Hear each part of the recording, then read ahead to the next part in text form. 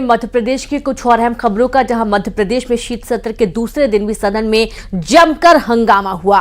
कांग्रेस विधायक हाथ में तख्तियां और कटोरा लेकर पहुंचे। कांग्रेस का कहना है कि सरकार लगातार कर्ज ले रही है, लेकिन युवाओं और किसानों साथ ही महिलाओं को इसका लाभ नहीं मिल रहा है। प्रदेश में प्रति व्यक्ति आय 50,000 नहीं है, लेकिन जब भी कोई बच्चा पैदा होता है तो उस पर 55,000 का कर्ज होता है। कांग्रेस नेताओं ने कहा कि वे कटोरा लेकर इसलिए प्रदर्शन कर रहे हैं। मध्य प्रदेश की हालत भी ऐसी ही हो गई है।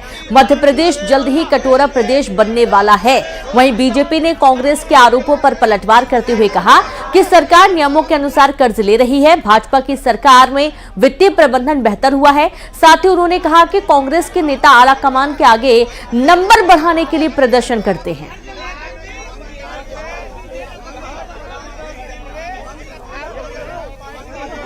देखिए, ये जो स्थिति है कटोरे की, ये माननीय मुख्यमंत्री जी और उप मुख्यमंत्री जी की जो अनप्लान्ड फाइनेंशियल बजट्स लेना, समय समय पर अनुदान लेना, उस कारण उत्पन्न हो रही है।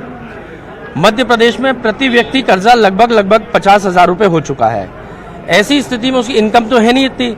क्या आने वाले समय में मध्य प्रदेश को भिखारियों का प्रदेश बनाने के लिए और सरकार अग्रसर है? प्रधानमंत्री आवास हम इस वर्ष में बना रहे हैं, तो कांग्रेस का काम केवल विरोध करना है, लेकिन मध्य प्रदेश की जनता के चहुमुखी विकास के लिए भारतीय जनता पार्टी की सरकार का वित्तीय प्रबंधन भी बहुत बेहतर हुआ है और आगे आने वाले समय में वो श्वेत पत्र लाने की मांग कर रहा है।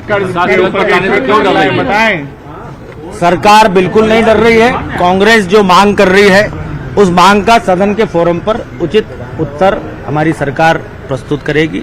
रही बात कांग्रेस के आंदोलन की और कांग्रेस के विरोध की, तो कांग्रेस के नेता अपने वर्चस्व की लड़ाई में उलझे हुए हैं, इसलिए दिल्ली दरबार तक अपनी पहुंच बनाने के लिए, वहां हाईलाइट होने के लिए इस तरह के प्रदर्शन।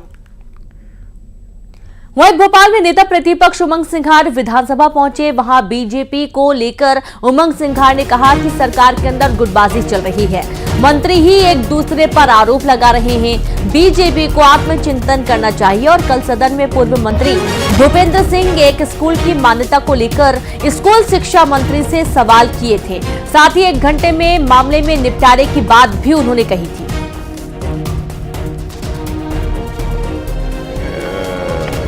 भारतीय जनता पार्टी में भारतीय जनता पार्टी के अंदर, सरकार के अंदर जिस प्रकार से गुटबाजी चल रही है और जिस प्रकार से मंत्री हों एक दूसरे पे आरोप प्रत्यारोप कर रहे, चाहे कैबिनेट में हो चाहे बाहर हो, तो मैं समझता हूं कि लगता है कि संगठन बीडी शर्मा जी संभाल नहीं पा रहे और मुख्यमंत्री जी प्रशासन ढंग से संभाल नहीं पा रहे। तो ये इनको आत्मचिंतन का विषय इनको करना चाहिए। देखिए, वहीं पूर्व मंत्री भूपेंद्र सिंह ने अधिकारियों के खिलाफ मोर्चा खोल दिया है। कल ध्यानाकर्षण के दौरान भूपेंद्र सिंह ने स्कूल शिक्षा मंत्री से सवाल पूछे थे। उनका कहना था कि स्कूल में गड़बड़ियों को लेकर विधानसभा में लोग गुस्से में हैं, लेकिन मंत्री ने कहा कि लोग गुस्से में नहीं हैं। ऐसा कहना ठीक नहीं है। भूपेंद्र सिंह ने कहा कि मंत्री सवालों को लेकर विधायकों से पहले बात कर ले तो ऐसी स्थिति नहीं बनेगी।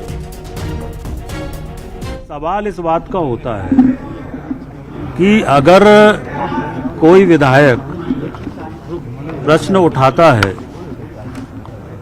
तो पहली बात तो ये है कि परंपरा ये है कि सामान्यतः मंत्री विधायक से फोन पर बात कर लेते हैं कि क्या विषय है और आप इसमें क्या चाहते हैं।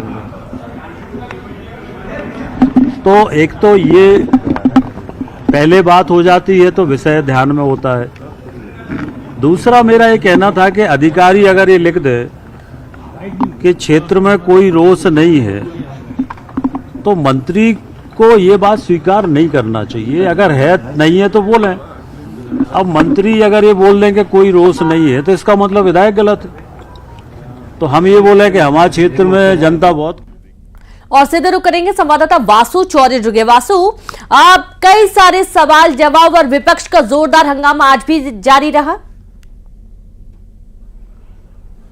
निश्चित तौर पर देखिए, मध्य प्रदेश विधानसभा का शीतकालीन सत्र चल रहा है। कई मुद्दों को लेकर सदन में लगातार पक्ष विपक्ष के बीच में जो गर्मा गर्मी है वो चल रही है। पहले तो मुद्दों को लेकर लगातार बहस होती रही, चाहे फिर वो कानून व्यवस्था की बात हो, महंगाई की बात हो, बेरोजगारी की बात हो, इन तमाम चीज़ों को लेकर कांग्रेस ने सरकार को घेरा। और वहीं कल जिस तरीके की सदन में स्थिति बनी, मंत्री स्कूल शिक्षा मंत्री और भूपेंद्र सिंह जो पूर्व मंत्री हैं, बीजेपी के सीनियर विधायक हैं, उनके बीच में उसके बाद कांग्रेस को एक बार फिर हमला बोलने का मौका मिल गया। और उमंग सिंघार ने जिस तरीके का आज बयान दिया कि बीजेपी के अंदर बड़ी गुटबाजी चल रही है, विधायकों में मंत्रियों में आपसी समन्वय की जो है वो कमी है, और इन तमाम चीज़ों के चलते बीजेपी अब कहीं ना कहीं जवाब देने की स्थिति में जो है वो आ गई है। और इसी तरीके का हंगामा आने वाले दिनों में भी देखने को मिलेगा, क्योंकि कांग्रेस ने बहुत स्पष्ट कर दिया है कि बीजेपी ने जो संकल्प पत्र में वादे किए थे उनको पूरा नहीं किया गया। चाहे धान की बात हो, एमएसपी की बात हो, नर्सिंग घोटाले का मुद्दा एक बार फिर कांग्रेस उठाने की तैयारी कर रही है, उसको लेकर भी जो विधानसभा में प्रश्न है वो कहीं ना कहीं लगाए गए हैं। तो इन तमाम चीज़ों को लेकर और भी ज़्यादा हंगामा आने वाले दिनों में इस पूरे विधानसभा के सेशन के दौरान देखने को मिलेगा। और चूंकि अनुपूरक बजट भी आ रहा है, तो उसमें जो कुछ चीज़ें रहेंगी उसको लेकर भी पक्ष विपक्ष के जो लोग हैं वो आमने सामने नजर आएंगे। जी बिल्कुल वासु, बहुत शुक्रिया आपका तमाम जानकारी के लिए। और इस तरीके से सत्ता पक्ष और विपक्ष दोनों ही एक दूसरे पर हमला करते हुए नजर आए हैं। और लगातार यहां पर देखा जा रहा है कि विधानसभा के अंदर सदन की जो